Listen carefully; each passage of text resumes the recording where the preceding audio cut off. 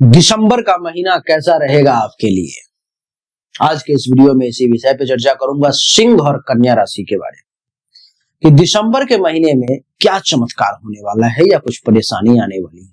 कैसा आपका स्वास्थ्य रहेगा, धन धान्य संपत्ति के मामले में ये समय कैसा रहेगा, पराक्रम दिखा पाएंगे या नहीं, सुख संपत्ति मिलेगी या नहीं, संतान का सुख मिलेगा, विद्या बुद्धि का प्रयोग आप कर पाएंगे, प्रेम संबंध कैसा रहेगा, रोग बीमारी तो नहीं परेशान करेंगे, शत्रु तो नहीं परेशान करने वाले, जीवन साथी के साथ संबंध कैसे रहेंगे, भाग्य का कितना साथ मिलेगा, काम धंधा कैसा चलेगा, पैसा कितना आएगा, सभी विषयों पर मैं चर्चा करने जा रहा हूं। आइए चर्चा को आरंभ करें। सबसे पहले हमें कुंडली का एक निर्माण करना पड़ेगा। मैं आपके लिए एक कुंडली का निर्माण करने जा रहा हूं। सबसे पहले सिंह राशि वालों के लिए और फिर उसके बाद कन्या राशि वालों के लिए दो कुंडली मैं बनाने जा रहा हूं। इस वीडियो में दो राशि को मैं कवर करूंगा। आइए चर्चा को आरंभ करते हैं। ये कुंडली बनकर के तैयार हो गया, आपके सामने में है। सबसे पहले सिंह राशि को हम लोग समझेंगे। सिंह राशि का मतलब होता है कि 5, 6, 7, 8, 9, 10, 11, 12, 1, 2, 3 और 4। अब आप देखें, सूर्य से ही चर्चा को आरंभ करता हूं बिना समय की बर्बादी किए, सीधा पॉइंट टू पॉइंट।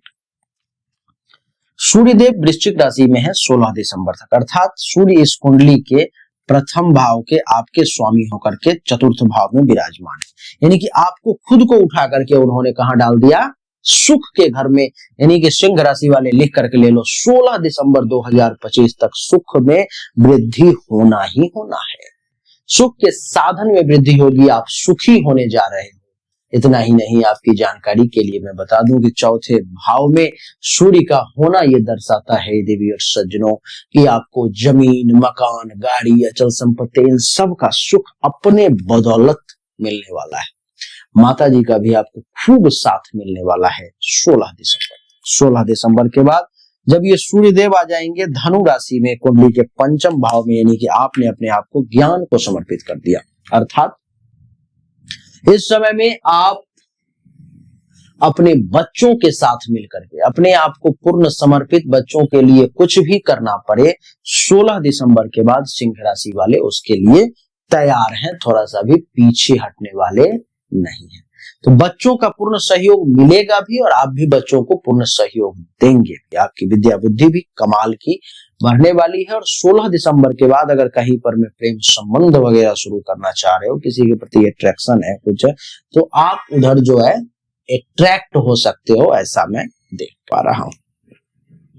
रवि और सज्जनों, सूर्य के बाद मंगल की अगर बात करें तो मंगल जो है सो धनु राशि में यहाँ पर पंचम भाव में आ जाएंगे, चतुर्थ भाव के और नवम भाव के मालिक, यानी कि भाग्य का और सुख का मालिक पंचम भाव में, यानी कि संतान के साथ आपका भाग्य जुड़ गया। इसलिए अगर किसी काम को आप शुरू करने जा रहे हो, उसमें संतान के नाम से भी अगर आप कुछ कर लेते हो तो आपको भाग्य का विशेष साथ मिलेगा। भाग्य भरोसे और बड़े बड़े काम जो है होने लगेंगे, ऐसा आप मान चलो। अगर आपके पास बच्चे नहीं है तो माँ का मालिक भी मंगल है। मंगल आ गया पंचम में, यानी कि माँ को भी अगर आप जोड़ के चलते हो, माँ के साथ भी मिलकर के चल सकते हो, तो अचानक से धन लाभ वगैरह के योग आपके लिए ये मंगल यहाँ से उठ के यहाँ आया बनाएगा। आपके पास अगर बच्चे भी हैं, माँ भी हैं, तो आपके बच्चों और माँ का प्यार जो है बहुत बढ़ने वाला है। इतना वो लोग करीब हो जाएंगे इस समय में कि आपको भी कई बार देख करके आंखों से खुशी के आंसू छलक जाएंगे।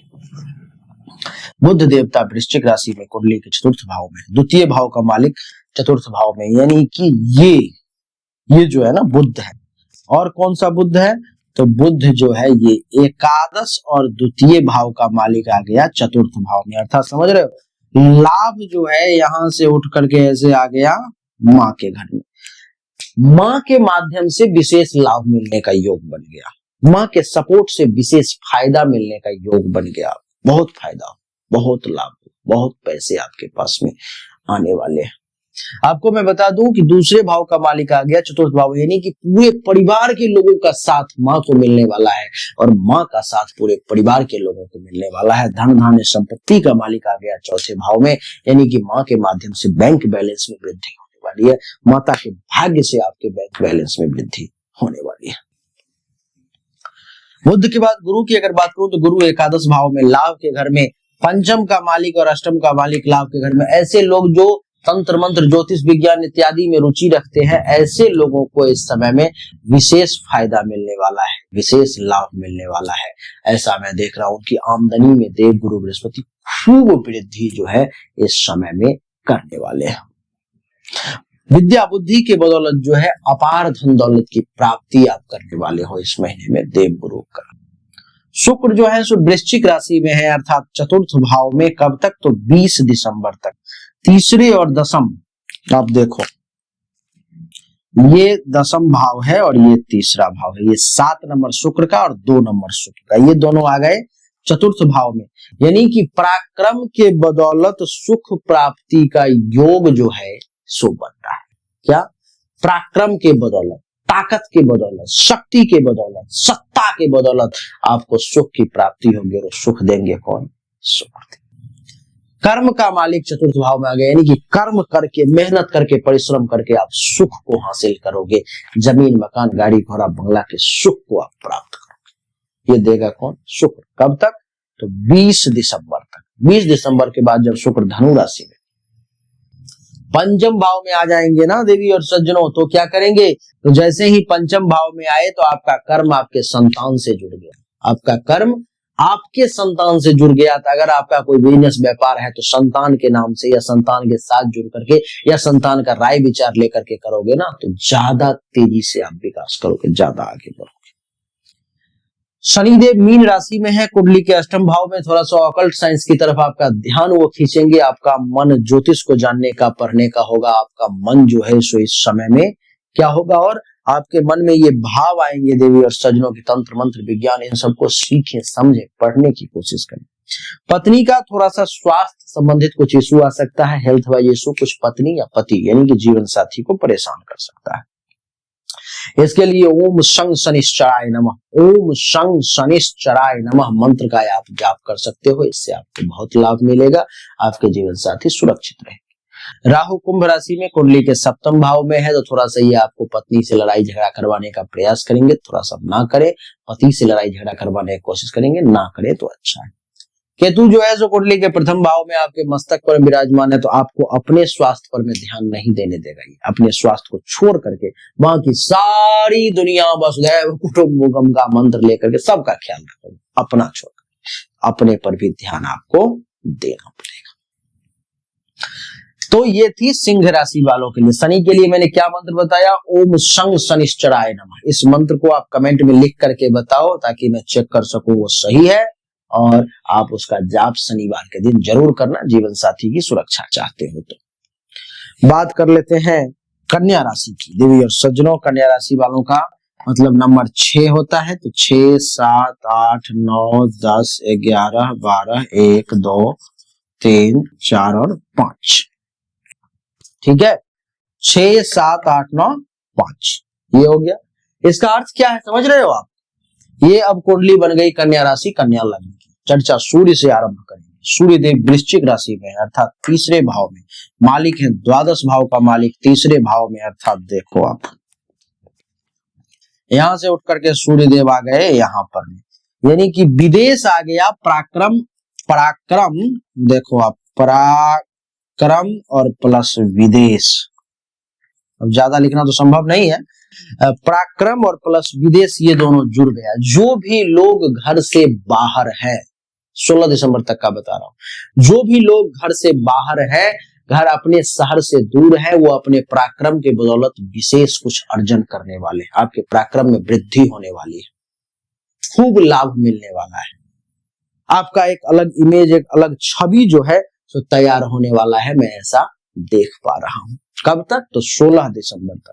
16 दिसंबर के बाद जब ये सूर्य देव धनु राशि में आ जाएंगे कुंडली के चतुर्थ भाव में, यानी कि ये विदेश उठ करके आ गया सुख के घर में, नहीं तो जो लोग घर से दूर रहते हैं उनके सुख में वृद्धि होने वाली है। जैसा जो मन था 16 दिसंबर के बाद ऐसा कुछ आपको मिलने वाला। सुख के साधन चाहे कुछ भी हो, चाहे वो जमीन हो, मकान हो, घर में सामान हो, जिस चीज से भी आप सुख लेते हो, ये सूर्य देव उसमें वृद्धि करने वाले हैं।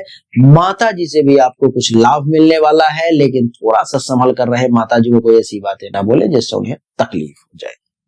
मंगल देवता भी धनु राशि में यानी कि चतुर्थ भाव, पराक्रम का मालिक चतुर्थ में।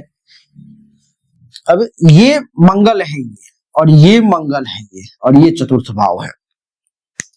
तो पराक्रम का मालिक जैसे ही चतुर्थ में आ गया, यानी कि अपने पराक्रम के बदौलत, अपनी शक्ति के बदौलत, अपनी मेहनत के बदौलत आप जो है सो सुख को प्राप्त करने वाले हो। आपके पराक्रम, मेहनत, परिश्रम को देख करके आपके माता जी का जो मन है ना, वो एकदम गदगद हो जाएगा, लगेगा कि मैंने कैसे संतान को जन्म दिया है। मैंने उनके मन में ये भाव उत्पन्न हुआ कि भाई वाह, मैंने भी किसी को जन्म दिया, ऐसे भाव उत्पन्न करवा देगा, पराक्रमी बना देगा।